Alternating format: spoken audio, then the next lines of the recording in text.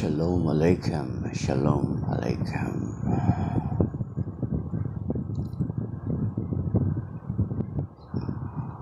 Isang pinagpalang araw mga kapatid, sa blessed day to all. We are in the Preaching in the Wilderness series. Sabi nga ng banal na kasulatan sa 2 Timothy chapter 4.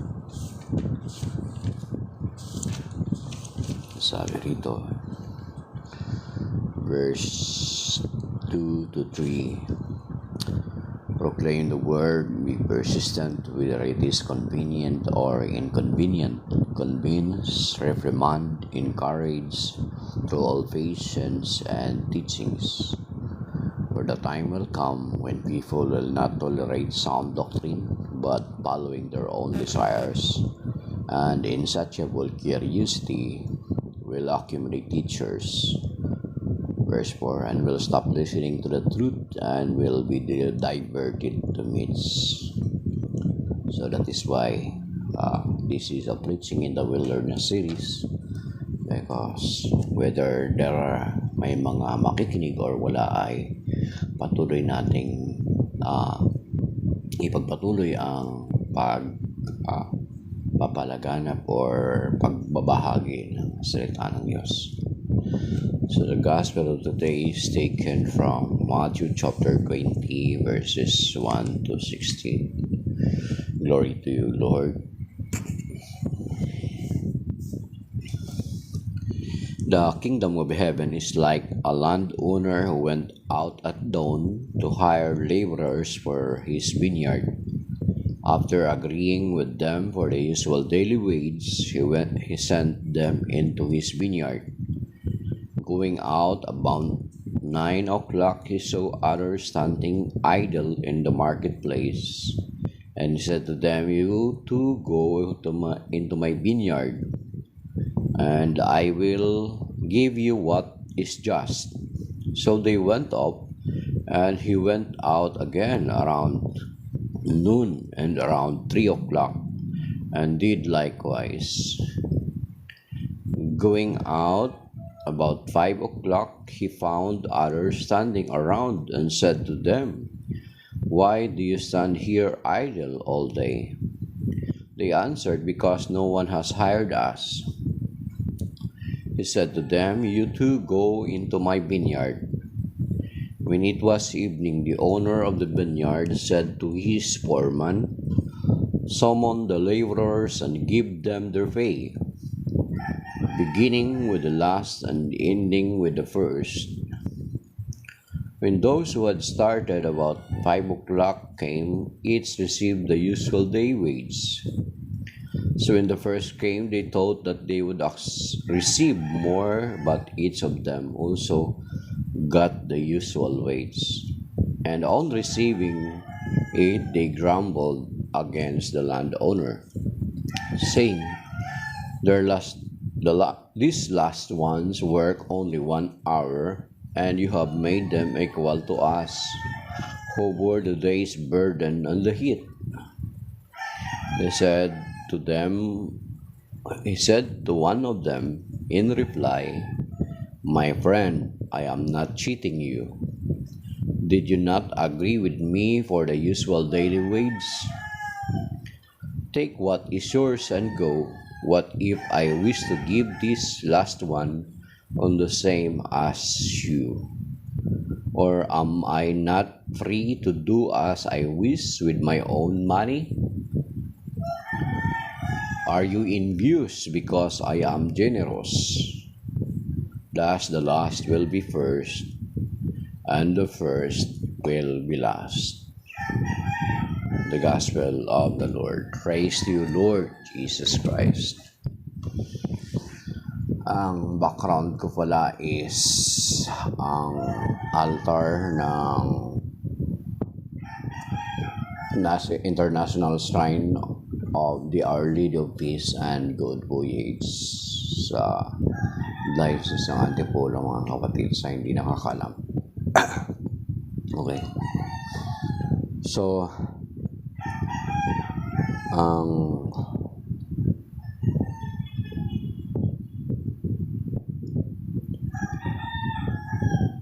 ang paghahari ng Diyos or ang kaharian ng Diyos ay inihambing ng katulad ng paghambing ng Panginoon ng inihambing niya sa isang landowner na lumabas at para tumawag ng mga manggagawa sa kanyang ubasan. So, tumawag ng mga manggagawa sa ubasan. So kung titingnan natin dito na ipinakita naman, napakalinaw naman but it seems doesn't need to expound or ano. So good morning po Jenny, and then good morning sa lahat. Jezabel Aristoteles, good morning. So kita natin na inihambing niya ang paghahari ng Diyos or ang kaharian ng Diyos ay parang katulad ng isang landowner na lumabas at naghanap ng mga manggagawa. May pelikula akong nakita na lumang pelikula na may mga tao na nakatambay sa plaza, and then ang isang nag-hire ng mga manggagawa ay pupunta lang siya sa market, then ituturo niya kung ilan yung katao na kailangan niya. So parang something like this yung settings. So kasi noon wala pang online, natural, hindi ka makapag-add ng advertisement mo kung you are needing workers. So walang online, so sa plaza sila naghihintay at sa plaza sila naghahanap ng mga manggagawa. And then makikita natin na may maaga siyang tinawag, may tanghali na siyang tinawag, and then may late na siyang tinatawag, 5 p.m. na. So huli na. So ang ibig sabihin nito, mga kapatid, ibig sabihin nito na ang pagtawag ng Panginoon para magtrabaho sa kanyang vineyard or para maglingkod sa kanya, para maging tagasunod niya ay sa lahat ng oras. Wala siyang pinipiling oras. Lahat ng pagkakataon ay tinatawag niya tayo para maglingkod sa kanya. Kasi yun naman talaga ang sinasabi sa banal na kasulatan ng purpose why we are created, di ba? Sabi dun sa Isaiah chapter 43 verse 7, malinaw naman ang sinasabi dun, at saka sa verse 21. Sabi dito sa Isaiah chapter 43 verse 7 na basahin natin mga kapatid para malinaw sa atin that God hold us for a purpose. So, Isaiah chapter 43 verse 7, everyone who is named as mine, whom I created for my glory. Whom I created for my glory. And then sa verse 21, the people whom I formed for myself, that they might announce my praise. So, tinatawag tayo ng Panginoon for a purpose. Ang purpose dito is maglingkod sila sa Panginoon. At sa ating paglilingkod sa Panginoon, mga kapatid, ang ina-expect ng Panginoon or inaasahan sa atin ng Panginoon is mabigyan natin siya ng karangalan. So, hindi tayo nilikha ng Diyos for nothing, for idleness, di ba? Yung sabi ng Panginoon, why you are still here, waiting idly maghapon? Sabi nung mga tao, sabi niya, wala kasing magbibigay daw ng trabaho sa kanila. So despite na late na sa hapon, ay pinatrabaho pa rin sila. Okay? So ibig sabihin, mga kapatid, na ang Panginoon ay patuloy tayong tinatawag sa lahat ng oras o sandali ng ating buhay. Maaring tinawag ka noong kabataan mo pa. tinatawag ka ng Panginoon na magbalik loob sa Kanya noong nasa kasibulan ka na ng edad, and then others have been called at their old age. Yun, mga kapatid. Pero sinasabi sa banal na kasulatan na ang pagtugon natin dapat sa Panginoon is sa panahon dapat pa lang ng ating kabataan. Diba? We have discussed that, or na talakay natin yan nung nakalipas na araw. Sinasabi doon sa Ecclesiastes chapter 12. Sabi rito, sa Ecclesiastes chapter 12, mga kapatid, sa verse 1 to 7, sabi rito, mga kapatid, basahin niyo po sa Bible niyo, buksan niyo Ecclesiastes or mga ngaral chapter 12 verses 1 to 7. Basahin natin dito, mga kapatid. Sabi dito, alalahanin mo ang lumikha sa iyo sa panahon ng iyong kabataan, bago dumating ang mga araw at taon na puno ng kaguluhan, panahong hindi mo na madama ang tamis na mabuhay. So, kasi diba there are stages na kinuha nila, early time, tanghali, and then hapon. So, parang ihambing natin na ang pagtawag ng Panginoon ay during our early years ng ating mga buhay. God is calling us. Ang problema lang natin is our response, kung sa anong oras o sandali ng ating buhay tayo tumutugon. Sabi dito, alalahanin mo ang Panginoon sa ang lumikha sa iyo sa panahon ng iyong kabataan, bago dumating ang mga araw at taon na puno ng kaguluhan, panahong hindi mo na madama ang tamis na mabuhay. Alalahanin mo ang Diyos bago magkubli ang sikat ng araw, bago magdilim ang buwan at mga bituin, bago kalambungan ng makapal na at madilim na ulap. Alalahanin mo siya bago humina ang iyong katawan, bago manghina ang iyong mga bisig, bago mawala ang lakas ng iyong mga tuhod. Alalahanin mo siya bago mabungi ang iyong mga ngipin at bago lumabo ang iyong mga mata.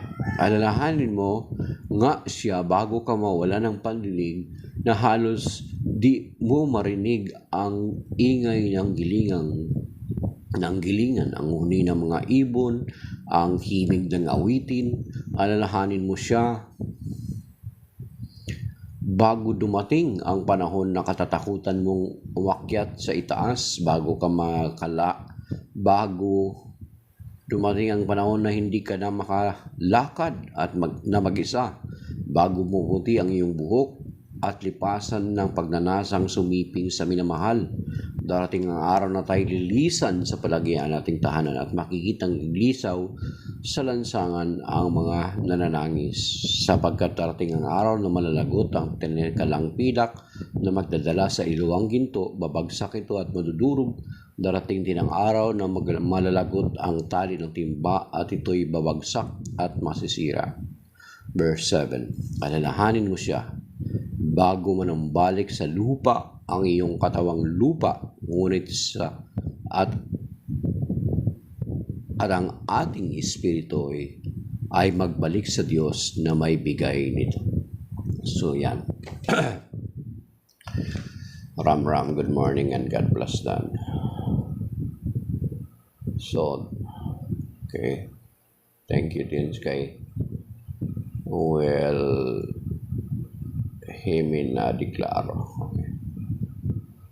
So yun, mga kapatid, ibig sabihin, God is calling us sa maaring sa umaga, sa katanghalian ng ating buhay, at saka sa takip silim ng ating buhay. So God is calling us. Thank you. Hey. Okay, thank you for that prayer blessing. In the name of Jesus Christ, amen. God bless you. God bless you the same. So, God is calling us sa kasibulan, sa katanghalian, at sa takip silim ng ating buhay. Di ba? Ganito ang sitwasyon na nagtawag ang Panginoon ng mga manggagawa sa kanyang utusan. Ibig sabihin, lahat ay binibigyan ng Panginoon ng pagkakataon. Lahat tayo ay binibigyan niya ng pagkakataon. Sapagkat ang nais ng Panginoon ay makasama niya tayo, mga kapatid. Sinasabi dun sa 1 Timothy chapter 2 verse 3 and 4 na kalooban ng Diyos ang lahat ay makaalam ng katotohanan at maligtas.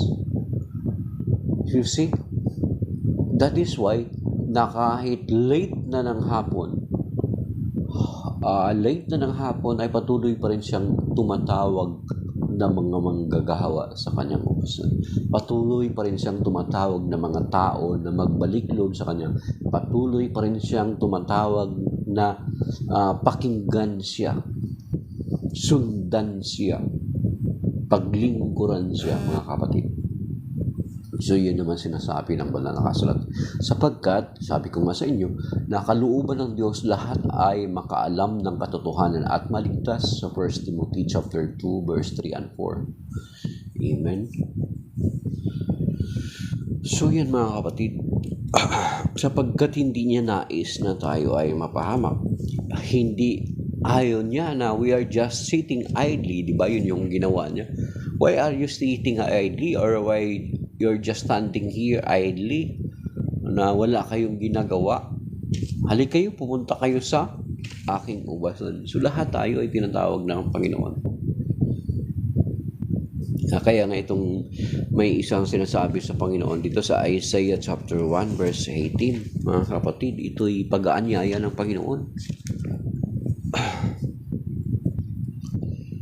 Isaiah chapter 1 verse 18. Come! Ito isa rin yung sa pag-aanyaya ng Panginoon sa atin. Come! Let us set things right. Says the Lord, though your sins be like scarlet, they may become white as snow.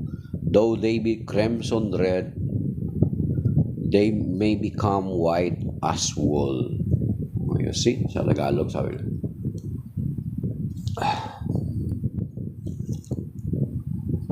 Sa Isaiah chapter 1 verse 18, mga kapatid. Basahin natin. Buksan niyo po sa Bible niyo. Isaiah chapter 1 verse 18. Good morning, Christina Masandel. Okay. Sa Isaiah chapter 1 verse 18, ito yung isang pag-anyaya ng Panginoon. Sabi niya, pag-anyaya ng pagbabalik loob. Halik kayo at magliwanagan tayo. Gaano man karami ang inyong kasalanan, hindi handa akong ipatawad ang lahat ng iyan. Kahit na kayo'y maruming-marumi sa kasalanan, kayo'y magiging busilak sa kaputian. Okay?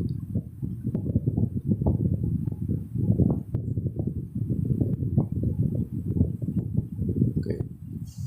So, yun isa sa mga paanyaya ng Panginoon. Christina, like ko lang po ako, hindi pa ako pare. Ano po yan, kapatid, sa Cathedral International Shrine of the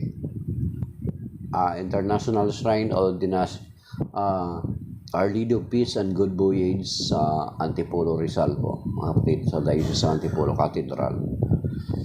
Oy, Diyos sa sorry po, I am not a priest. Hindi pa ako pare, laiko din pa ako. Ako. Kapatid lang, kuya lang. Kuya, they usually called me kuya. So, so God is continuously calling us. So,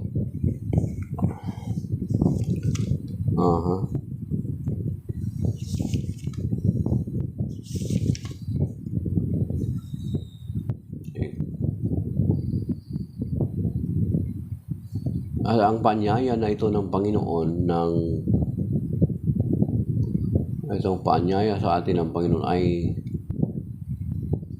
patuloy siyang nag-aanyaya sa atin. Hindi ito katulad itong sa Ebanghelyo na from morning, noon and then afternoon, late in the afternoon, ay patuloy na nag-aanyaya ang Panginoon. Lagi siyang handa, lagi siyang naghihintay para sa atin, mga kapatid. Okay. Hanapin akong verse, mga kapatid.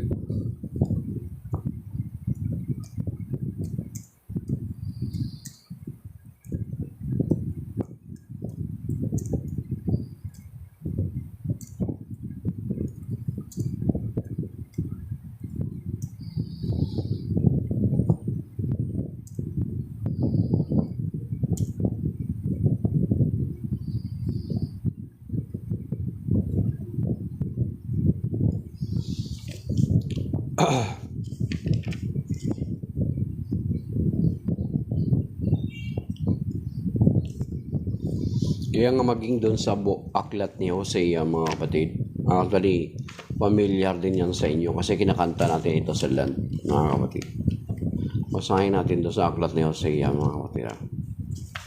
So, yun ay isang uri din ng pag-aanyaya sa atin ng Panginoon.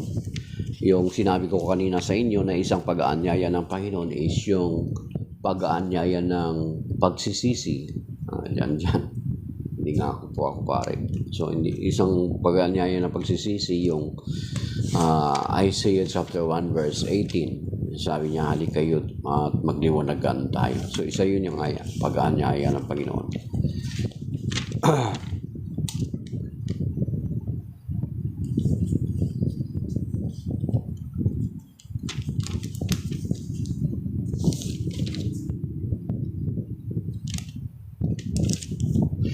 Dito sa Hosea chapter 14 verse 2, Return, O Israel, to the Lord your God. You have collapsed through your guilt. Take with your words and return to the Lord. Say to him, forgive all iniquity and receive what is good, that we may render as offerings the bullocks from our stalls. So it is addressed to Israel, pero lahat tayo man din ay inaanyayahan ng Panginoon na manumbalik sa Kanya. Inanyayahan tayo ng Panginoon, ninatawag tayo ng Panginoon para makasama natin siya. Kasi yung sinasabi ko nga sa inyo, mga kapatid, na sa 1 Timothy chapter 2 verse 3 and 4, 3 beses na natin yung ulit-ulit. Ibig sabihin, the Lord is giving emphasis.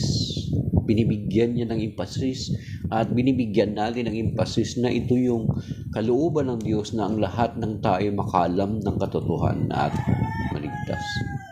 Hindi niya nais na tayo ay mapahamak. Yan naman yung sinasabi sa Ezekiel 33 verse 11, mga kapatid, na sinasabi roon, sabi niya sa Ezekiel na sabi niya, ang tao ay hindi niya nais mapahamak. Sabi dito, verse 11, answer them as I live, says the Lord. I swear, sabi niya, sinusumpa ko, I take no pleasure in the death of the wicked man. Sabi niya, hindi ko ikinalulugod or hindi ko ikinatutuwa ang kamatayan ng makasalanan. But rather in the wicked man's conversion. So yun yung ikinatutuwa na but rather in the wicked man's conversion, that he may live,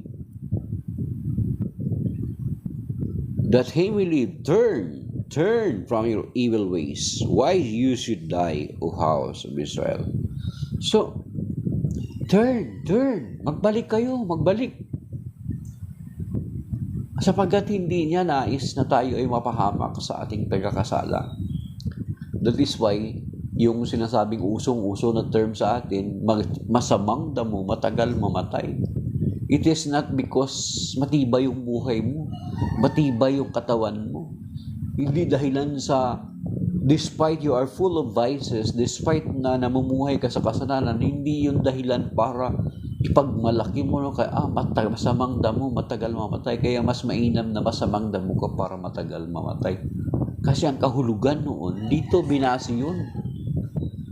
Na nais ng Panginoon na makapagbalik loob ka. Diba merong ganon? Na kung saan nakapagkumpisal na, nakapagsisi na, nagbagong buhay na, then ilang pagkakataon is namatay. Siguro, anak, mabuti pa na pumarito ka na sa akin, baka magbalik ka pa uli sa kasalanan mo at mamatay ka sa kasalanan mo at mawalay ka sa aking panghabang panahon. So ito ang linaw. Because God wanted us to be saved, hindi niya ikatutuwa na tayo ay namumuhay sa ating pagkakasala. Hindi niya ikinalulugod or ikinasasaya na mamatay tayo sa ating pagkakasala. That is why God is calling us to return to Him. Turn. Sabi niya. So, ito yung mga reason, mga kapatid. That is why God continuously calling us from the dawn of our lives, from katanghalian ng ating buhay at takip silim ng ating buhay. Lahat tayo, tinatawag ng Panginoon. Hindi lang natin pinapansin kasi kung minsan nagmamatigas tayo sa Panginoon. Marami na mga circumstances sa buhay natin that maybe God is calling us, yet we are tinatawag natin yung nagmamatigas tayo na ipinamatigas natin ang ating kalooban. So yun yung dahilan. Hindi dahilan sa hindi ka tinatawag ng Panginoon. Nagmamatigas ka lang, kapatid. So, yan mga kapatid, yan yung pagpaanyaya ng Panginoon. Diba? So, yan. Ang isa pa sa paanyaya ng Panginoon, isa pa na sa paanyaya ng Panginoon na, diba yung mga tao na yun, litong-lito, diba? Maghapon sila doon sa marketplace, naghihintay ng trabaho, litong-lito yun sila, maaring pagod sila, maaring yung mga tao na yun ay maraming mga concern sa buhay nila. So that is why also in Matthew chapter 11, di ba, it is very familiar for us, mga kapatid. Memorize natin ito actually. Kinanta ito ni Basil Valdez.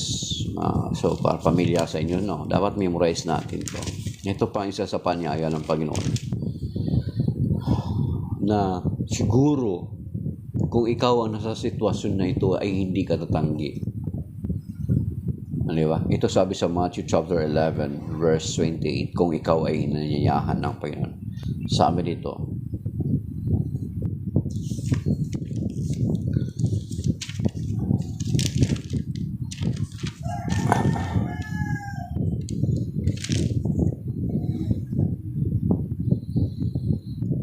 "Come to me, all you who labor and are burdened, and I will give you rest. Take my yoke upon you and learn from me, for I am meek and humble of heart, and you will find rest for yourselves. For my yoke is easy and my burden is light." So, the Lord is inviting us sa maraming instances ng ating buhay. Inanyayahan tayo ng Panginoon in many instances of our lives. Maaaring gulong-gulo ka na hirap ka na, pagod ka na. The Lord is inviting you also. Sabi dito sa yung kinanta, di ba, si Basil Valdez, sa kinanta ni Basil Valdez, ito "Life is not that all bad. It's not all bad, my friend. Ooh. If you believe in yourself, if you believe there's someone who walks through life with you, you'll never be alone. Just learn to reach out and open your heart. Lift up your hands to God, and He'll make feel and He'll make feel you all right. And he said, cast your burden upon me, those who are heavily laden. Come to me, all of you who are tired of carrying heavy loads. For my yoke I will give you is easy, and my burden is light. Come to me, and I will give you rest. Yan. So, in all circumstances ng ating buhay is tinatawag tayo ng Panginoon, mga kapatid. So, yun yung sinasabi ng Ebanghelyo ngayon sa Matthew chapter 20 verses 1 to 16. And then, sa pagtugon natin sa Panginoon at sa ating paglilingkod sa Kanyang ubasan, whether matagal ka nang tumugon, katangalian ka ng buhay mo tumugon, or late ka na tumugon, we have the same reward from the Lord. And that is eternal life, mga kapatid. Itong verse 30, actually pareho siya doon. Inulit siya ng Panginoon doon sa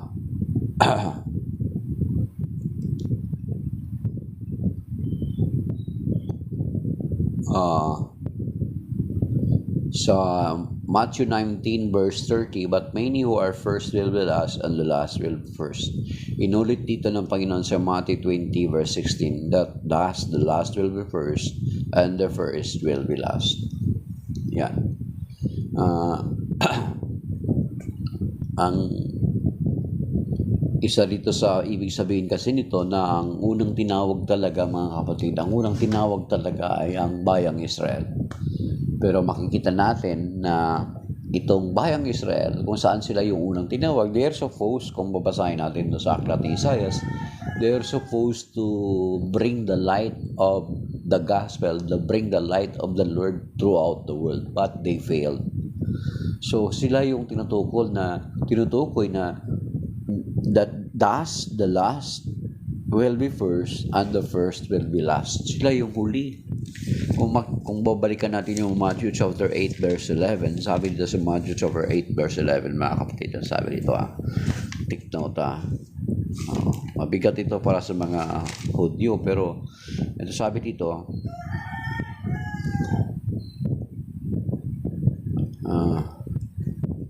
I say to you, many will come from the east and the west, and will recline with Abraham, Isaac, and Jacob at the banquet in the kingdom of heaven. Verse 12, but the children of the kingdom will be driven out into the outer darkness, where there will be wailing and grinding of teeth.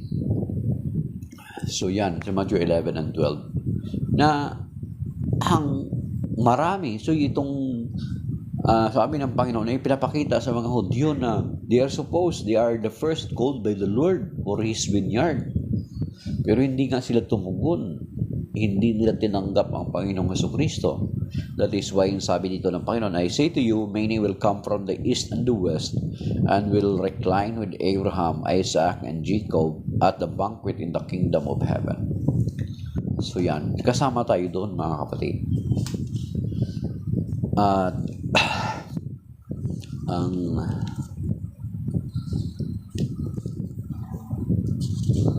yan. So pero mga kapatid, ang paalala sa atin, hindi pa rin tayo pwede magmalaki na mga hintil, como ang Israel ay nauna pa tayo sa Israel na makarecognize ng Messiah, mga kapatid. Dapat hindi pa rin natin ipagmalaki yun. Yun yung sinasabi sa Matthew 8:11 and 12. Hindi pa rin natin ipagmalaki na tayo pa nauna, nahuli pa tuloy ang Israel. Hindi natin pwede ipagmalaki. Kasi sabi dito sa Romans chapter 11, mga kapatid, ang linaw nito, mga kapatid. Ito sabi niya, Ito ngayon ang tanong ko, itinakwil ba ng Diyos ang kanyang bayan? Hindi, sabi niya. So dapat malinaw sa atin yan. Hindi natin pwede pagmalaki o pangalandakan yan. Hindi, ako ay isang Israelita mula sa lahi ni Abraham at kabilang sa lipi ni Benjamin. Hindi itinakwil ng Diyos ang kanyang bayang sa simula pa'y hinirang na niya. Yan. Hindi ba ninyo alam ang sinasabi ng kasulatan tungkol kay Elias? Dumating siya sa Diyos dahil sa ginagawa ng Israel. Panginoon, sabi niya, pinapatay nila ang iyong mga propeta at giniba ang iyong mga dambana.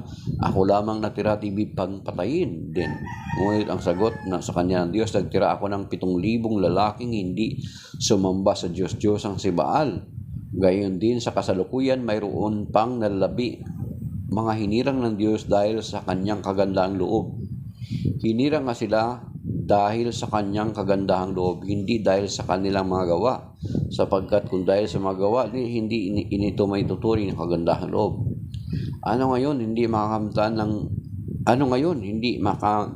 ng buong Israel ang kanyang ninanais sapagkat matigas ang ulo ng iba.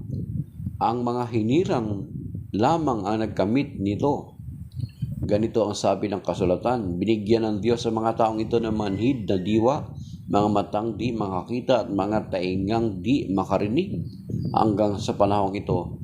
At sinabi rin ni David, maging bitag at patibong sana ang kanilang pagpipista, isang katisuran at parusa sa kanila. Lumabo sana ang kanilang mga mata nang di na sila makakita at sila ay makuba sa hirap habang buhay. Ibig bang sabihin ngayon na tisod ng Israel ay natuloy na siyang mabuwal? Hindi. Ngunit dahil sa pagkatisod ng mga Israelita, take note mga kapatid, dahil sa katigasan ng kanilang ulo, umabot sa mga hintil ang kaligtasan, nang sa gayoy mangimbulo sa mga ito ang Israel. Ngayon kung ang paglabag ng mga ito ay naging isang pagpapala sa sanlibutan at ang kanilang pagkabigo ay nakabuti sa mga hintil, gaano pa kaya ang pagbabalik loob nilang lahat?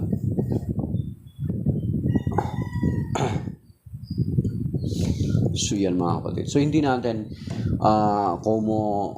hindi tayo pwede magmalaki sa bayan ng Diyos o sa Israel kasi bagamat tayo ay siyang unang mas nauna pa tayong tumanggap sa Panginoon. We're supposed to be the last di ba? Sabi niya may nahuhuling mauuna at may mga nauunang nahuhuli. So ang Israel talaga nauna. So sila pa ngayon ang mahuhuli when it comes to acknowledging or recognizing the Messiah, our Lord Jesus Christ. So yan yung mga kapatid. Dalawang beses inulit ang Panginoon, Matthew 19 verse 30 and then Matthew 20 verse 16 na may nahuhuli na magiging una at ang nauna na magiging huli. So, kaya ang ibig sabihin, ang isa rin sa paalala ng banal na kasulatan sa atin, yung sa 1 Corinthians chapter 10 verse 12. Basahin natin mga kapatid kasi paalala sa atin yun. Kasi yung Israel ganun Sa 1 Corinthians chapter 10 verse 12, sabi dito, therefore whoever thinks he is standing secure should take care not to fall.